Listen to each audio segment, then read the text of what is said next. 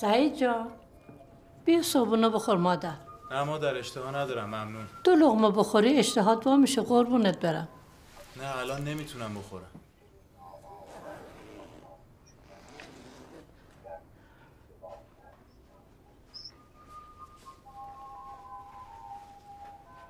مادر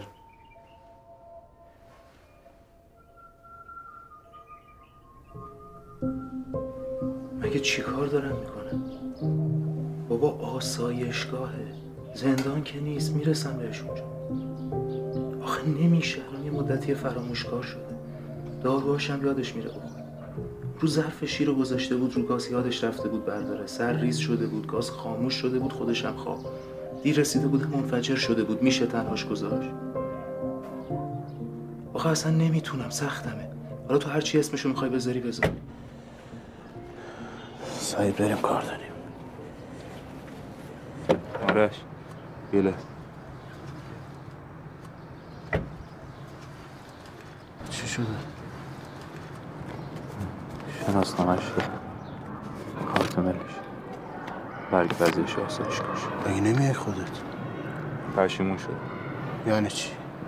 یعنی حالم خوب نیست، خونه میمونم. تو برو. سعید نکن لغت تو دم آسایشگاه بیا. زنمو ببینه نیستی پس میافته. منو نگاه مادرته.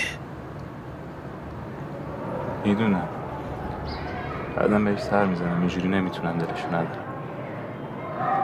در کن موقعیتم. برو لطفا. عذاب وجدان داری نه؟ میدونی چرا؟ برو.